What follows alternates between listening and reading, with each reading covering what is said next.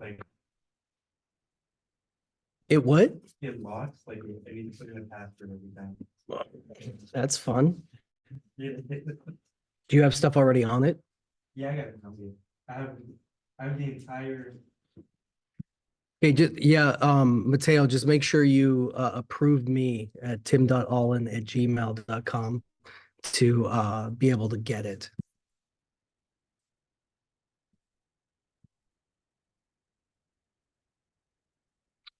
All right. All right, and Mateo, we'll take a look at after the lecture, okay? Afterwards. All right. All right, I am digital, sign in, check your G number again, it should be updated. I had that. Michael. Just saying it because I remembered your name. I think I got everybody's name so far.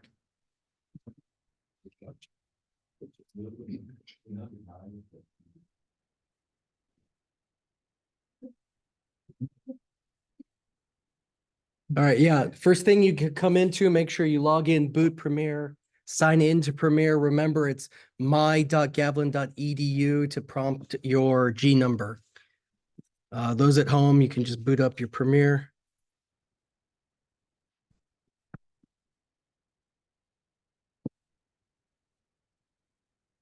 Way too much. But 24 for what?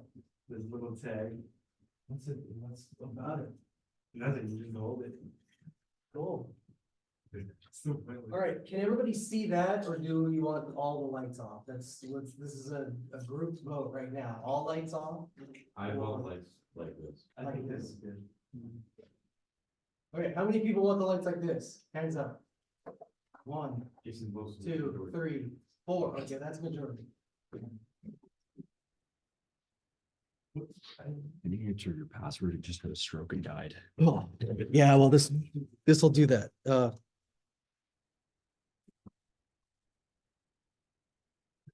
All right, those of you who just showed up and have a hard drive and want footage from me, Jason here, if you give him your hard drive, he'll transfer you some footage. We have either a sci-fi or a horror film that you can choose from today.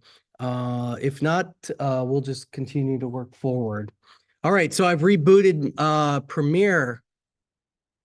And most notably, what's going on with the stuff that I worked on from last week?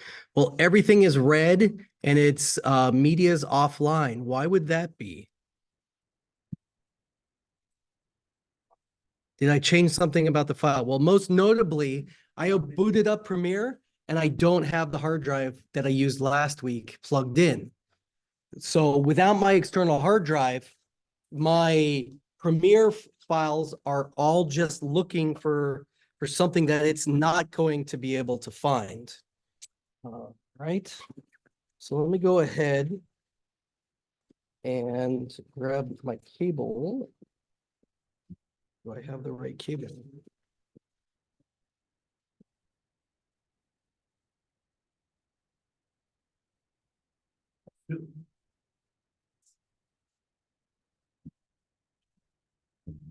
It turned off?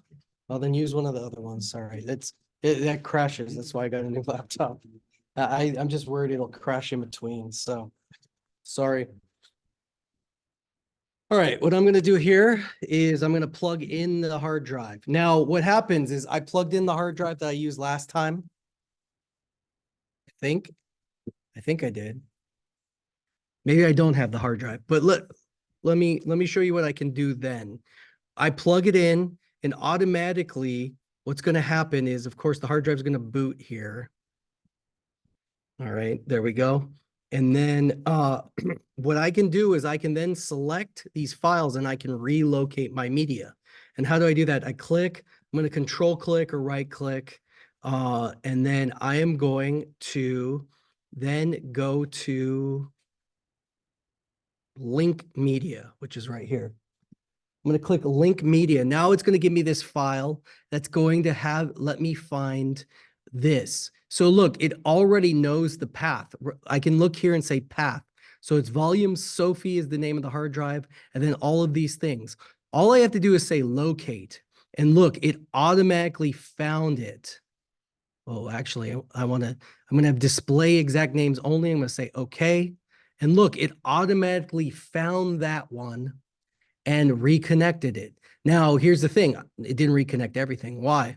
Well, I only selected that one clip. So actually, if I select all of the clips that are on my timeline, control click and go to link media, I can actually see everything that I still need to find. And I can say locate, and I can actually click onto the hard drive and I can say search. Now, what it's going to do is it's going to search and try to find, it's going to search all of the files and try to find the exact right named thing. But it did file not found. And we can see that the path it had was from a different external hard drive, which I do not have plugged in for some reason. So I'm going to say, for this file, I'm going to say cancel, and I'm not going to be able to find this one. So I'm going to say offline for now. And this clip, I can see that it's also on the other hard drive. So I can't reconnect these elements for right now because I don't have the other external hard drive plugged in. So that's the issue. So it's really good to work from as one source as possible. I can also go in here and we can see that looking in the bin over here, we are going to see that a lot of these takes are now offline. Look, anything that has these question marks mean they're offline media. So if I click on it, it won't even let me preview it. But if I click on the one that has purple or green or whatever color, it's going to come up. It's the one that I reconnected. Now, what do I want to do here? Well, I can actually go in here and select everything that's offline, including all of these. And I can say control. I can say link media. And what's it going to do is it's going to help me locate. Look, it found the exact name right there. I'm going to click and say okay. And it's reconnected everything over here. Now, again, the stuff on the timeline here is always going to be offline until I plug in the other hard drive. But I wanted to show you a way to reconnect media because that's the most common mistake people run into. Questions or comments? Zoom, okay. Looks like we only have two participants in the Zoom. And did I share my screen? I don't even think I shared my screen, so you probably didn't even see that. All right, so there we go. Pretty good. All right. So just for the Zoom people at home, because I did not share my screen yet, Mateo, you should be seeing it now. All right. All right. So what we're going to do is I'm just going to delete all of this media that I'm not going to reconnect, but I want to work off of her. And so watch this. Can we close the door, please? We're going to make this offline. We're going to say, okay. Offline media means that it's not found. So how do we reconnect it? Well, we're going to control click. We're going to say link media. It's going to find the path. I can actually just click locate and it'll search. But because I have the hard drive plugged in, it automatically pops up with that. And remember, look at the name. Because I renamed it here, we can see that right here, it's called best take. That's because I renamed it here in Premiere. But what I didn't do is when I located it, it's actually looking for the actual name. So if I go, let's make it offline again. I'm going to say link media. Sharing has been, because you're internal. All right. There we go. Let's share again. Share. Let's stop our share. I love Zoom. I'll put in sound there too. Okay, share. Okay, share. Great. Sharing, we're all seeing it. All right, control, link media. And what's notable is even though it's called, look, the clip's name is best take, but the file path is the name of the actual red file right here, okay? Makes sense?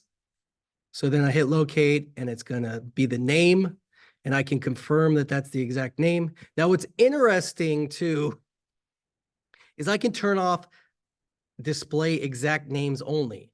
Now, this is going to be an interesting instance, but let's say I don't have exact names only and I select this file. What do you think is going to happen when I connect it? It won't be the right one, but it'll still let me connect it. Now, the only difference is, oh, it looks like it fit, but of course the audio and video won't match. It'll be different.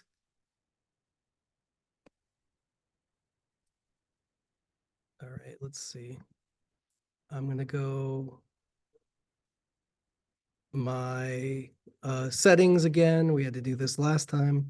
Audio settings, and we're gonna do our audio hardware is going to be your class, and now we can. All right, so we reconnected something that's similar but not right. So maybe our edits won't exactly line up. Maybe, so most notably, if we connected a file that was significantly different, check this out. Let's make it offline.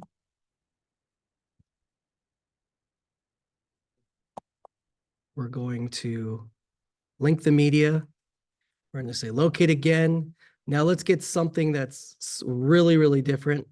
Let's go into here. And we're going to choose this. You know what? Find a short one.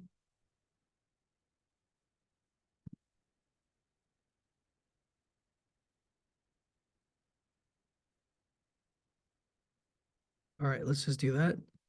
Let's say okay. Our best take is completely different. The media definitely will not match. I'm trying to.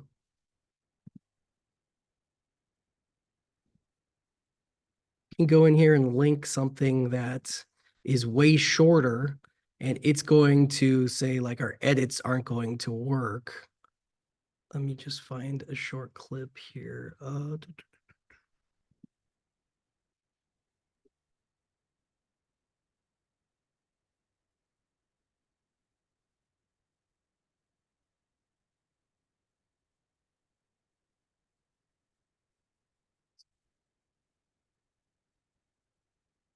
Sorry, let me just find, I know I have something short here. Okay, system or users.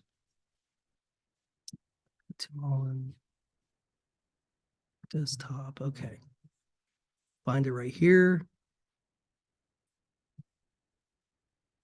All right, cool. Grease lightning, here it goes. Look, and it doesn't even match. It's all small. The media is definitely going to be offline or messed up. So that's just something I wanted to show you as a concern when we're relinking our media. Okay. So now, and the thing is, if I connect it incorrectly, Premiere's going to think I connected it correctly, and it'll always look for that one new clip. You basically rewrite the path. So it's important to select the right one going forward. Okay, makes sense? Okay, we're going to go ahead and continue working in Premiere.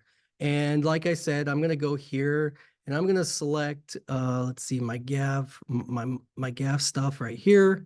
I have my GAV monologue in here already. I'm also going to choose some more assets. I'm just going to drag and drop. Again, you can see when I bring in some files, it's going to tell me different things. I have different cuts here. Okay. Now, basically, I'm going to go through and we're going to prepare some edits. Oh, look, we have our Monterey song here, which is great. All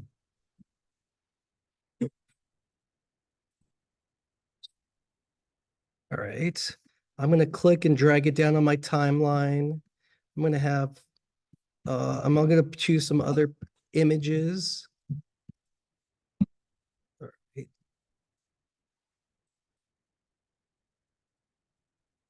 Okay. Gonna make, just grab some other thing. Let's see.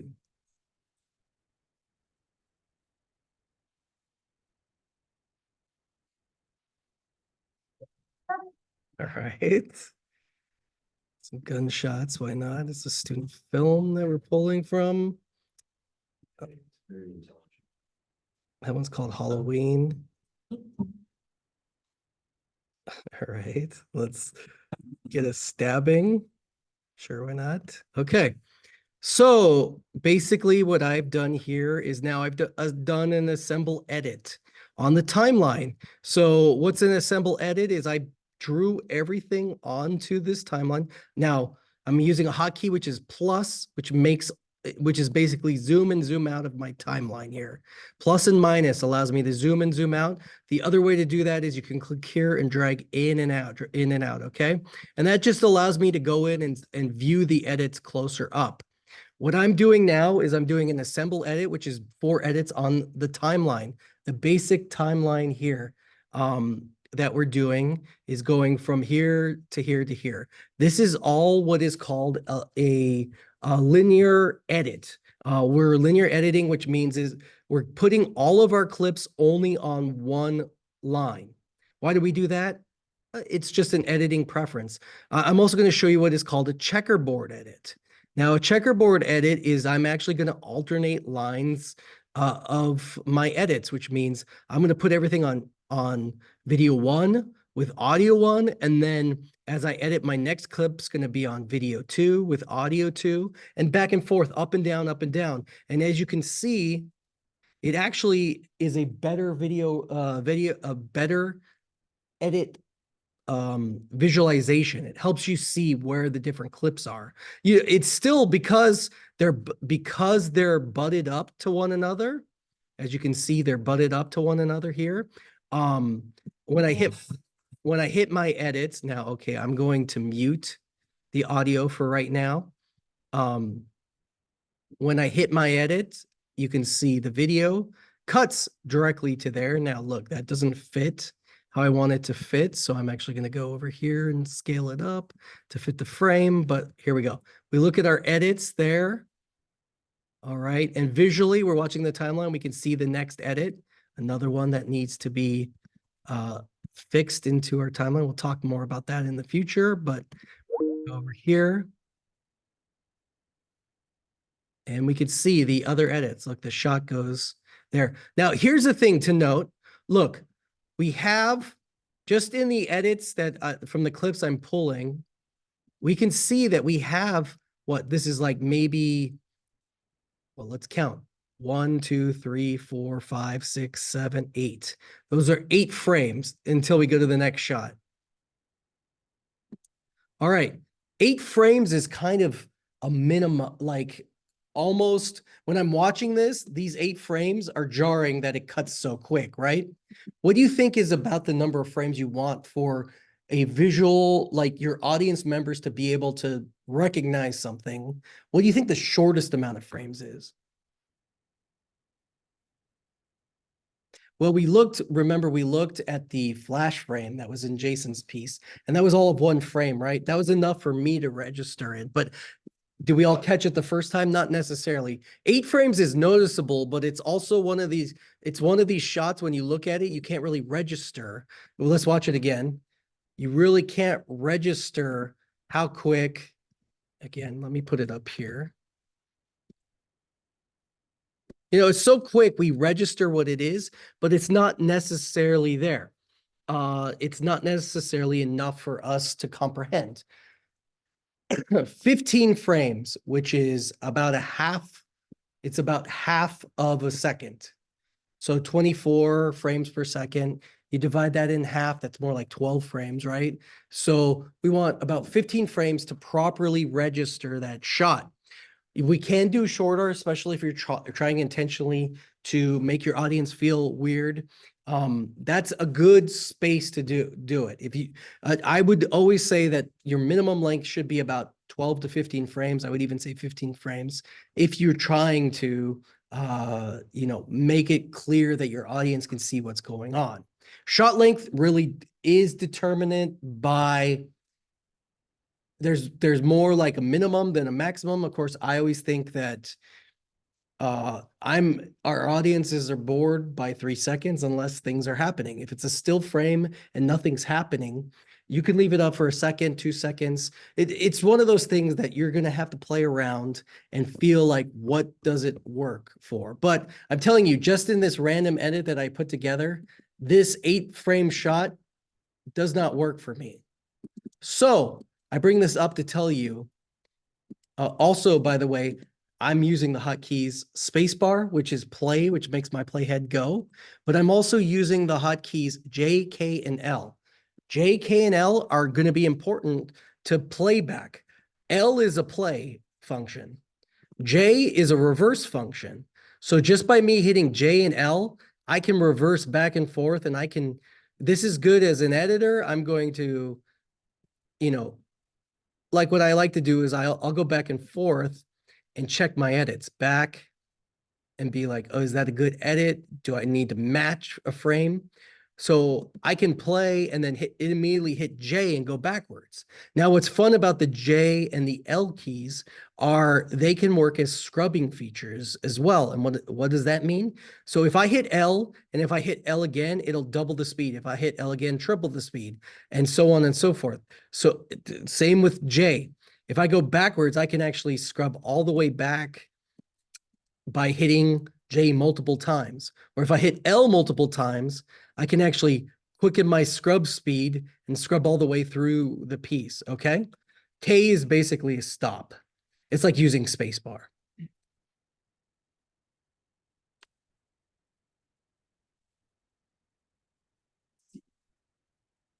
C, 2, and A.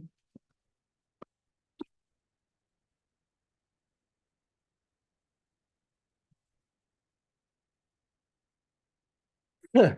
That should make the output, if that works for you. Okay. Any questions or comments so far? J and L, spacebar J, K, L are all great ones. Yes, Cameron. Were you doing, were you just rewinding or were you having your marker somewhere hitting play and then cutting back on the marker? Or were you just rewinding? Good question. All right. Now, there's multiple ways to scrub through this. Reminder, your playhead right here is always going to be where your primary focus is. What does that mean? So you're asking me if I was rewinding? Yes. So I was using J. The button J allows me to basically go backwards. Everything's playing backwards at this point. Okay. If I hit L, it lets me go forwards, but J lets me go backwards. And it's always going to be focused on where my playhead is. Now, what does that mean? Does that answer your question, Cameron? No. What do you mean? If I want to, like, if you're trying to do that cut and you don't want to just rewind and go forward again, are you able to set a marker and then play it from that specific marker each time? So instead of rewinding to a point, it goes to an exact point already. You want to just see a loop of that? Yeah. That's like an iMovie thing. We don't really do that in Premiere. You want to set like you want to do an in and out point basically, and just loop from there. No.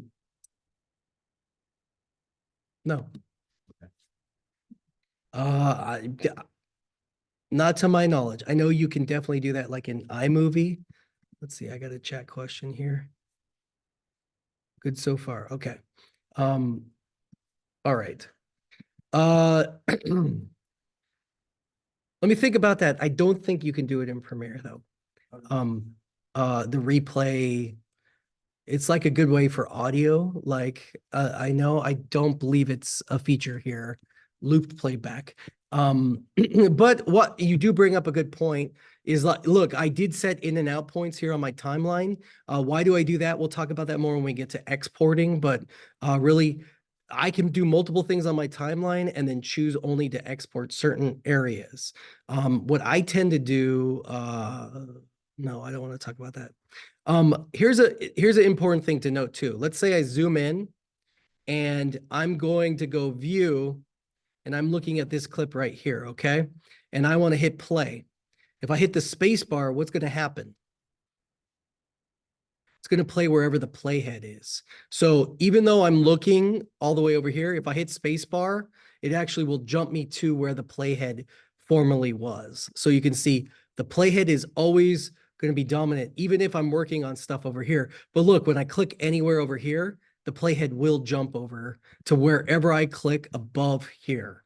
If I click down below, it's not going to per se move my playhead. In fact, like the playhead will be where I can do different things, but it's always going to show me the program that's up here. All right. The other thing we want to note, okay, so these 8 frames that I've been harping on, why do I want to harp on it? Well, I want to make an edit and get rid of this one shot because I don't think these 8 frames are long enough. So what I'm going to do is I'm going to scrub my playhead. Now, scrubbing my playhead, I can either click with my mouse and drag, or here's another hotkey alert. I can use the arrows on your keyboard, and I can actually, by pressing the arrows over, I can scrub frame by frame by frame. So I press back and I'm going back, and I actually can see the edit in the clip. So what I want to do is I want to get rid of all of the footage that's to the right of the playhead. Now, how would I do that? Any guesses? Guesses? Delete? Or, all right, I'm going to delete. I'm hitting the delete. Oh, okay, I hit the delete button. Oh no, we deleted the whole clip. We need to slice it first, right? We need to make the edit. So what do you think I can do to slice? Well, we talked about these tools here, right? Our tools over here. We're going to go, what? Slice.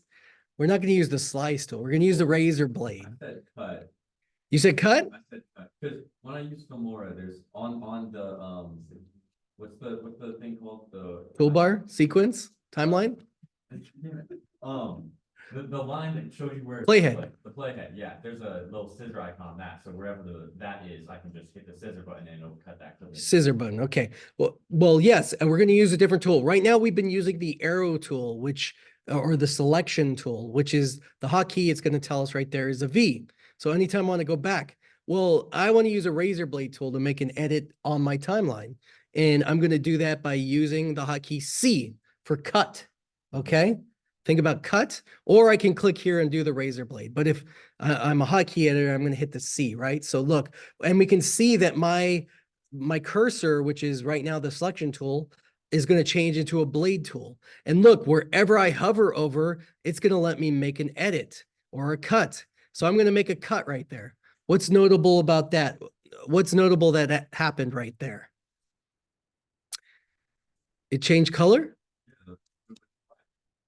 Okay, so what happens is, yes, it did change color. It went to black. Well, what actually happened is because I have my timeline or I have this line wide enough, we're seeing a preview of the very first frame.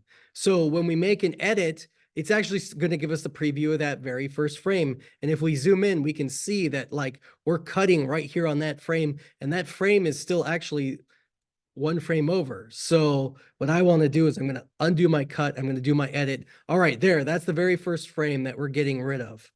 Okay. And then what did you say we need to do? Okay. So if I hit delete, nothing happens. Okay. But look, oh no, I'm clicking on it. What's happening is I'm still in the blade tool and I'm actually like making a million cuts. So that's the thing to know is we're, as long as we're still in the blade tool, and I'm going to do Command Z, which is undo. I'm going to undo all that. Cameron's laughing. I'm doing this intentionally. People are going to make this mistake. I'm not trying to be, I'm doing the things.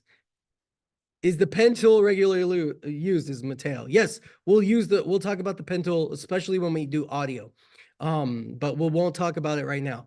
Okay. Here's an important thing to note too, right here, snapping. The snapping tool, which is this magnet tool right here. If I turn off Geronimo's here. What's up? You're late. Get an F for the day. Geronimo. All right. Okay, sorry. I'll always be distracted when Geronimo walks in. What did Grant say about us the other day? Yeah. Oh, that we should really switch to Final Cut Pro. Yeah, that's something he said. Okay. Sorry. Okay. So if I want to delete this element here, I'm going to click. Oh, I was talking about snapping. Okay. What does snapping do? Now, what's interesting about snapping, if snapping's turned off, basically what snapping does is snapping will cue our cursor to automatically go to the latest edit or go to the latest or go to where the playhead is. Now, what does that mean? That means like right now in Blade Tool, I can just click anywhere I click. I'm going to make an edit. I'm going to undo those. But if I have my snapping tool on and the hotkey is S, I'm gonna move my playhead here. And I'm going to zoom out a little bit. Now you can see that when I scrub here, my blade tool, I can make a blade edit anywhere that I'm scrubbing. But let's say I have my playhead lined up to exactly where I want to be. Look, when I hover over the blade tool, it highlights to white. That means like, hey, I'm snapping exactly where your blade tool is exactly where you want to make the edit. So I can click and make the edit there. Why is that good? Well, if I don't have snapping on, I can get close. That looks good, right? Maybe? Okay, I think that's right. Well, I could make the edit, and because I'm zoomed all the way in, oh, I'm so good, I actually did it. If we're zoomed out, we could be like one frame off and it could mess up, okay? So that's why I normally work with snapping. We'll talk more about why snapping's good in the future, but we're gonna undo that. We're gonna make Cameron's edit right here. Right, Cameron? This is what you want to delete? Okay, so I'm gonna hit V. I'm back to my selection tool. I'm gonna hit delete. Okay, there we go. Now what happened? Oh, I didn't cut my audio also. Well, okay, let's go back to our blade tool, which is cut. And look, now I'm gonna make my edit down here on my audio as well. So note that when you make an edit, it's not gonna cut audio and video. And sometimes we're gonna wanna leave the audio. Sometimes we're just gonna wanna make the edits to the video. But I say, let's get rid of this as well. I'm gonna select that. Okay, now when we watch our edit, oh no, what happened? There's a space between, right? Like we deleted footage. Is the audio not from footage? The audio is from the footage. Yeah, are you able to make them together so that when you cut it, they're both? We can do that. We can do that. I'm not talking. Well, in Final Cut, I could do this. I do have a question. Yes. Are you able to make the blue is like a full preview? Because instead of just the first frame, because Oh, you want this, like the scrub? like when you're zoomed out, it's just like, yeah, the first frame and it's just a bunch of blue. What if I just want to see everything of what it is? So it's like, Oh, you want to see it? So why don't you just hit the play button and watch it? no. Well, yeah. Okay. What's the point of seeing the whole thing though? Well, because what if I'm like and like I'm zoomed out and I know the general area of where I want, and then I can go to it quicker because I can see it. That's not what I'm asking. Yeah, But you want to see it as multiple like frames. Yeah, because in more. That, hey, it's fine. There's multiple editing ways and like not everything translates. So is that So an option? is that an option? Like if my preference is to have it like that, can I make it that way? Yes, I believe it is. Yes. Yes. I have to Google. No, I will show it to you. But as of right now, I'm not teaching that because it's not my preference. So and I don't like it, to be honest. I think the first frame is perfectly fine as a reference. In fact, I honestly hate editing like this. I hate seeing the preferences. This is how I normally edit. Okay. And did you used to edit with seeing it and just chose that you don't like it, or is this like a defensive thing you've been like this? Oh, because I'm old and this is how it started. No, what I don't like personally. Personally, so I will know my edit by watching it. Now, do I have to go in and be like, oh, where am I at on my timeline? Well, I'm gonna know this, and honestly, your clips are gonna be super long. Like, I don't understand like the point of like seeing that. Like, what are you editing that you need to go in and see? What do you mean? It's just like an additional way to navigate through it. So if I'm like, I don't really, you talked about not editing linear, right? Like the checkerboard, right? Like you don't edit from the start. You kind of go through it and you. Oh yeah. You can edit in whatever way, right? Like you're able to non-linear. see, like the thumbnail, say, of the entire video, you can jump around easier. So you're just dumping everything on the timeline. That's how you're editing. Okay, well, like Well, no, I'm not like trying to be, I'm not being combative. I'm just trying to understand what you're asking. Because for me, I edit like, look, I can see my clips here and I can actually scrub through and see like what's in these clips. Right? You can absolutely, yeah, no, this is totally worth talking about. And, if it is an option, like, I'm still like, I'm gonna be editing on here just because I don't want, like, I wanna do what you're teaching us, Sure. but on Filmora, at least, it's my preference to be having stuff, showing the whole thing. Hopefully I have a video on here. Yeah, Cameron, so I know you're talking about, I was for basketball, with shooting it, every time that there was like a certain highlight that I wanted, I closed the lens on the camera. And so I had a blank space on the timeline where it's black, so I knew exactly. So you use that as visual representation. Yeah, so I was just going through the timeline, but there's a visually, I could see a black trace right there. Okay. I don't usually do it because I usually want to see the macro scale of the timeline, but that is, yes, that is an option that you could do.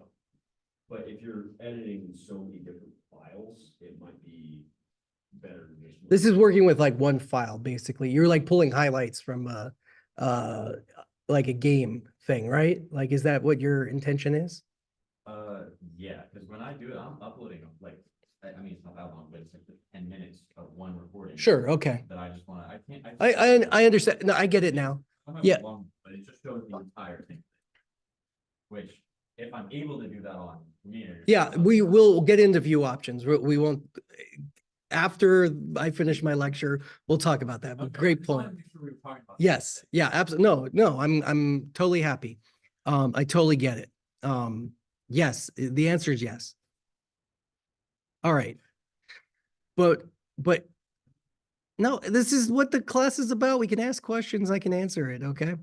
Don't give them a hard time. Cameron can ask any question. There's no bad questions.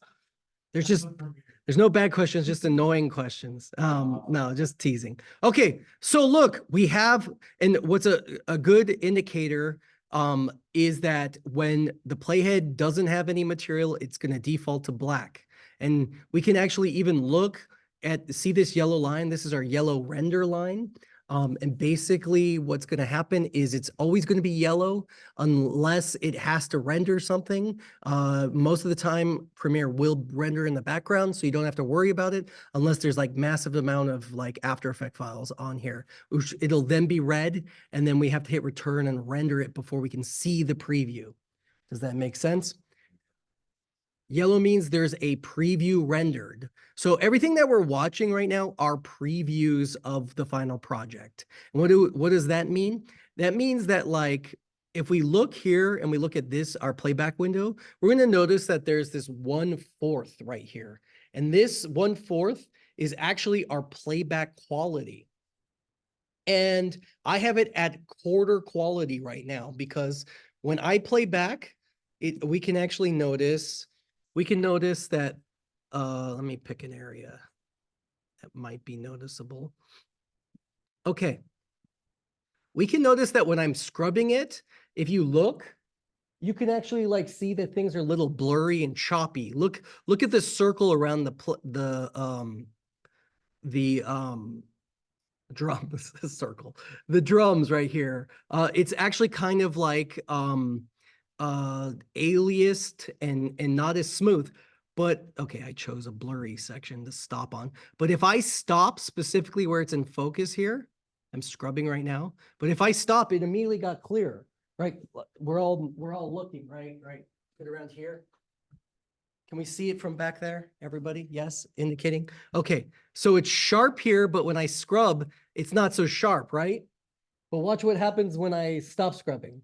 It immediately gets sharper. What does that mean? That means in my playback, I'm playing quarter of the quality. But if I hit stop at any point, it's going to show me the full quality of the video. Why do I do that? What do you think?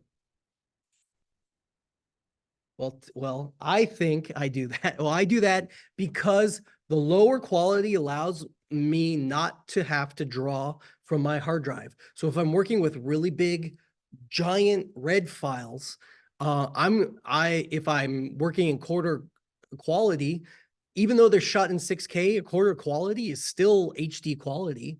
So, and it just allows me to play back better. It allows me to work off a external hard drive better, and it works for me. It allows me to work on maybe not the best quality computers without crashing as much, okay? And I'm gonna tell you right now, Grant claims that Final Cut never crashes. Well, what is your software? Your software ever crash? Never crashed once. Premiere will crash, okay?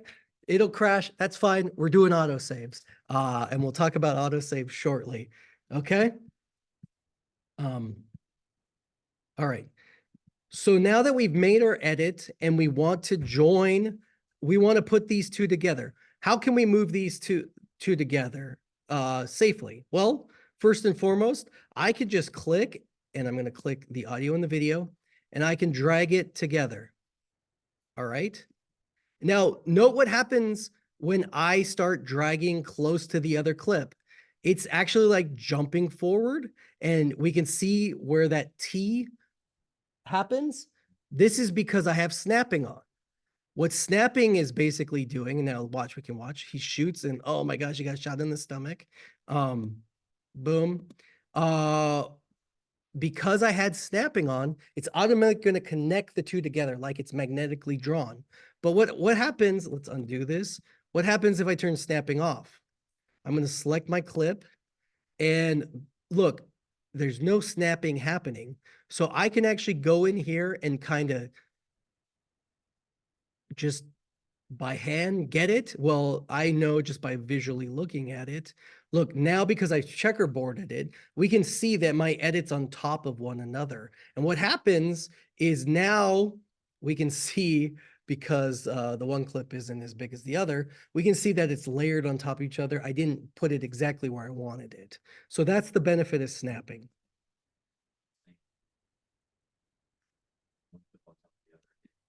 Override. Absolutely. Yes. So if these were on the same level, let me put my snapping on really quick.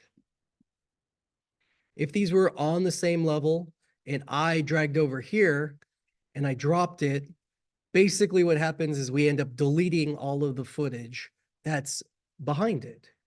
But that's part of editing. So if you want to do linear, that's why sometimes I like the checkerboard if I want to mess with the timing of things. Now there's other ways to do editing. We can actually use some of these other tools that are here.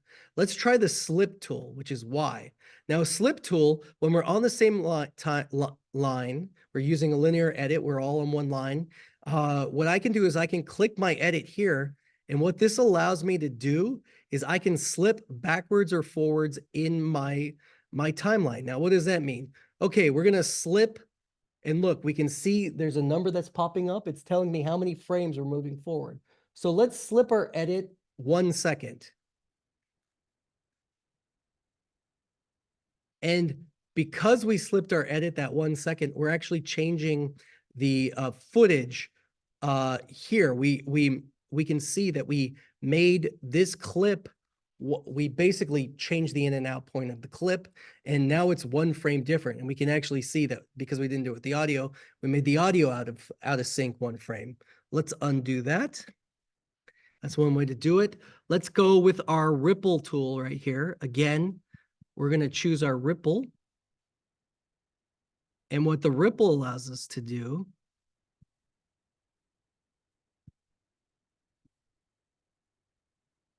is, look, using the ripple, I can drag over my edit that way. And I'm actually increasing my clip by that many frames. As you can see, it's like a push tool. So I'm pushing my edit over. I'm also using the ripple tool. I can push it this way. I'm actually increasing the footage this way, as you saw the audio jump that way. Does that make sense? Yes. That moves everything over. So if you had Stuff on the right, it would push all of that as well. and if you had like the clip, you're moving another clip and then an empty space, and you move your clip, it would keep that empty space, right? It will keep it, yeah, it won't overwrite anything moving forward. It's just gonna overwrite stuff that's based on this edit right here. Good job. Okay. While we're at it, we're gonna talk, we talked about our snap. Right next to it is link selection. Now, I turned on link selection. Can you tell me what's different? Yeah. Like both the audio and Yes. So this selects anything that comes in. If your audio and your video was mastered together as you pulled it in, now anything that's linked, so that's a pair. So my audio and video. So what happens now that I have my link selection on and I use my blade tool? Oh, look, it's actually making edits in audio and video at the same time. That's another way to do that. Also with my selection, now I can select and delete both at the same time. Yes. If you have, if you bring in video and audio separately, are you able to link them? Yes, you can make a pair. Yes, you can link stuff together. In fact, why don't I do that? All right, let me change this back. Let's see. All right, monologue. All right, go to our best take here. But it has separate audio, which will go here. Let's imagine that we synced it. Oh, look, it's still greased. So I messed it. Remember, I broke that one. All right, let's go with this one. All right. But let's say we brought in our other audio, which looks like that. Now, notably, we're going to talk about audio next time, but I'm going to just go ahead and sync this. And look, let's see if I did a good job. Let me tell you something about Janice Ian. So do you see how it's choppy because it's such a big file already? And I'm looking at it at a quarter. I also want to fit it into the frame. And then, okay. All right. We were best friends in middle school. I know, right? It's so embarrassing. I don't even. So again, it's just such a know, big right? file. It's so embarrassing. I don't even, whatever. So then in 8th grade, when I think just visually looking at it, because my sync isn't 100%. In fact, I'm syncing the audio because we have the scratch audio and we have this audio here. And just zooming in, I can tell my audio is off by a little bit. So let's just go and make it there. Now we're synced. Perfect. Okay. So now what I'm going to do is I'm going to turn off my link selection and I'm going to delete the bad audio. I'm going to keep the good audio. I'm going to move that up there. And now I'm going to select those, control, and I'm going to link. Yay. Now if I select this, I select both of them now. Link. Okay. All right. We got about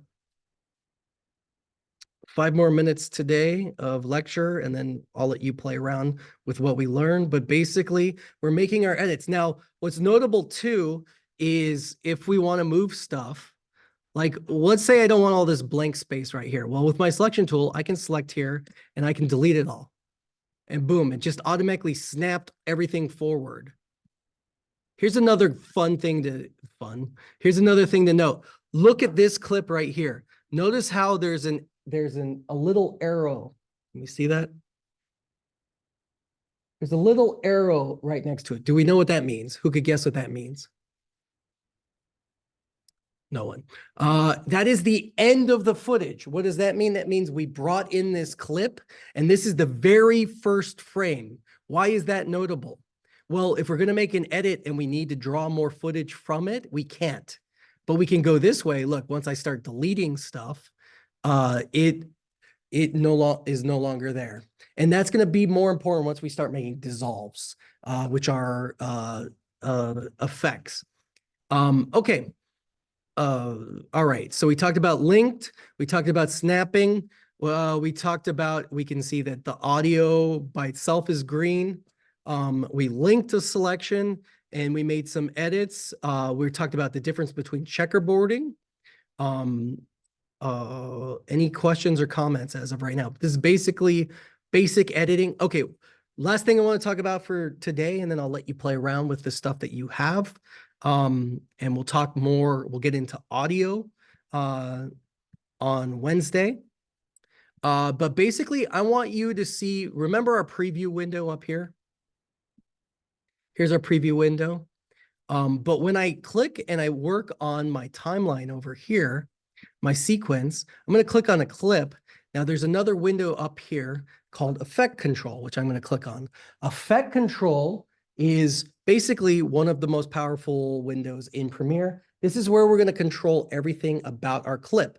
Now we need to be clicked on our clip because every time we click on a different clip, it changes. You can note that like things will adjust here, right? Like we can see the scale's 45 here, but if we click on this clip, we can see that it's 100.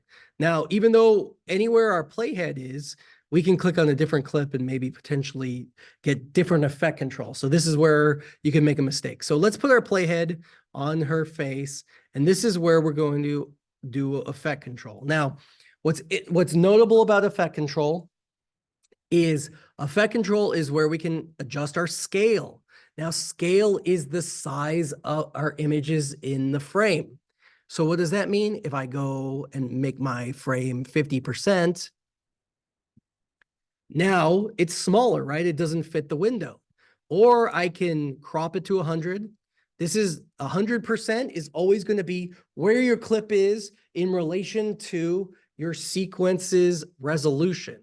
So our resolution is at 1080, but we can see that the clip might be at 1080, but it's at a different aspect ratio, right? It's a longer aspect ratio. So what does that mean? We're going to have letterbox is going on. So that's these black spaces above. Well, I'm going to crop my image so that I don't have these letterbox. So what does that mean is I'm going to have to scale up until I fit the frame, which is at 134%. Now, what does that do? I end up cutting off my images. And as we scrub through this clip, maybe there's some areas that I'm going to have to make edits and reframe so that it fits the frame. But that's just something to know that maybe you shoot in a weird aspect ratio, maybe you shoot in 4:3 and you want to turn it to 16:9. This is why when we set up our sequence, it's so important to know. But we're going to mess with this. I'm just messing with this so that you can see this. Now, position, what's interesting is like, what if we go to 100%? And what's also neat about these scales, it's typable. You can type in the amounts that you want to do. But position is our X and Y axis, where it is in the frame. So if I mess with my Y, I can move my clip up or down. And because it's video, you know, like what if I stack this and I make this smaller? Now I can layer different things on top of one another, right? And whatever's on top is always going to be dominant. So if I go up and down, it's going to cover, or left or right. Maybe I'm doing a music video. Maybe I'm messing with this. Why would I want to do this? Well, I'm showing you how to do this right now. That's why I'm doing this. But sometimes we want to layer things on top of each other. Okay, X or Y. Yeah, Cameron. There's no limit on how many video.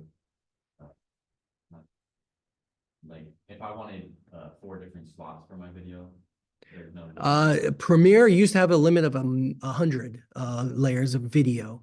I've never gone more than that. I don't think that's limited. I think it's unlimited now. But same with audio. Yeah. And pretty much as many layers as you want to do. But then that's where I think the most I've ever used is 25 on one image. But then we'll talk about, I do subsequences, which are, I can do a sequence into a sequence because you get to a point where it's unwieldy to like have to make an adjustment. We'll talk about that more. But again, like with our sequence, we can, you know, draw out as many, look, it's already defaulted to 8 layers of video. And if I wanted to, I can always drag up and add more, add more, add more, add more. And you can actually physically add as many layers as you want. Answers your question? All right. I'm gonna do this down again, but okay, where were we? We're messing with position. Okay, other thing to note, left or right. So x-axis is left, or right, okay? Okay, other thing to know is rotation. We can rotate the image. Why do we want to do that? Maybe I shot something and you know, in iPhone, sometimes when you start something in portrait and then you turn it landscape, it's always like when you adjust it, it's always in portrait. Well, sometimes I have to do 90 degrees of that, cut off the part that's in portrait and go to landscape. That's an easy way to do it. Or maybe I want to do like a flying newspaper effect. Or maybe this is what I mostly use it for. Let's say I shot something, but it's slightly like shot crooked. The tripod wasn't exactly right. Well, I can rotate it, you know, if I crop in, I can like rotate it a tiny bit to make it look better. All right. Anchor point is you can actually choose the anchor point on your image and you can actually rotate. So if you want it to rotate from the left or the right, anti-flicker is if you're adjusting, that I never really use anti-flicker. Okay, another one that's interesting is opacity. All right, the class made fun of me because I had this backwards, but if something is opaque, you can see through it. You can't see through it. Okay, but opacity, what we're doing is if we turn opacity down, look what happens. It gets dark, right? Well, that's because we're basically making it see-through. So if it's 50% opaque, we can see half of it. Now, because it's just over nothing, it's going to go to black, right? Because black is our default. But if I drag my now opaque 50% opacity clip, look, I can actually layer them on top of each other and we can see that we're seeing the image that's below it. Whatever's on top will then seep through. Why would I want to do this? Well, sometimes I want to do like a weird dream effect or something. All right. Now what's interesting about all of this that I've showed you is I can go through and adjust by typing, but I can also click on what are keyframes. Now see this stopwatch icon. If I turn this on, I immediately made what was called a keyframe over here on the timeline. Now, what does that mean? That means that if I turn the keyframes on, wherever the playhead is at, it's going to set default you a keyframe. Now the keyframe is going to be adjustment elements. Now what I want to do is I want to make my clip. Oh, you know what? Did I do a rotation keyframe? Yes. Okay. Anything blue has a turned on keyframe. Okay. So now what I'm going to do is I'm going to select all my keyframe here. I'm going to drag them all to the front of the clip. Now I'm going to go to the end of the clip here, or in the middle of the clip. And what I'm going to do is I'm going to scale it down. I'm going to move it up and to the left. I'm going to have it rotate, I don't know, 35 times. Let's do 5 times. All right. And then I'm going to have the opacity go all the way down. All right. Now what I'm going to do is I'm going to click and I'm going to drag this all the way over to the end. And now because I did my keyframe, I'm going to hit play. And you can see it's rotating 5 times. It's slowly getting to 0 opacity. It's getting small. It's scaling down to small, and it moved all the way to the left. Why would I want to do that? Well, because I can. Yeah, Batman or whatever we're doing. Now, what's interesting about the keyframes are adjustable. I can add multiple keyframes. So let's say I actually want it to get really big right there. And then I want it to get really small right here. All right, all I did was add new keyframes. Let's see how it changed. Okay, look, it's actually going big. Now it's going small, and then eventually it went really small. Okay, so that's what happens when I add the keyframes. Let's say, well, I don't like that one keyframe. I'm just going to delete it. And I'm going to delete these other keyframes. What's also notable about the keyframes is their distance to one another really affects the things. So we watch the first keyframes. Now I'm going to select all of these keyframes and I'm going to put them right closer. Now what happens now that we watch it closer? Look, the spin's faster and all the movement's faster. And what happens if we put them really close? It's even faster. Well, what happens if I drag these all at different intervals? All right, now let's watch what happens. Some move at different speeds, right? Like the one that's moving it to the left is much slower than the one that's making the opacity go all to 0. Look, we stopped our rotation. Now it's stuck upside down. Okay, so that's what you can do with keyframes. And the keyframes are really going to be key when you're adjusting these little elements. Now, I did it super dramatic for you right now, but that's just what I wanted to show you. Definitely want you to mess with keyframes. That's all we're going to talk about for right now. Obviously, volume and audio, this division line is all the audio, and we can eventually add more and more effects when we get into coloring and special effects. Any questions or comments before I stop today's lecture? But we're going to use the rest of the time, about half an hour we have left here in the lab. Actually, class ends at 3:45. You're welcome to leave at any time. Once I open up the lab, you can leave whenever you want, but basically it's your time to work with me one-on-one. Any questions, Mateo, at home? Before I stop the Zoom recording? We'll give Mateo a chance to say something. Good, just testing stuff out. Okay, we'll talk more about that. All right, I'm gonna stop my share. I'm gonna stop the Zoom. Mateo, thank you.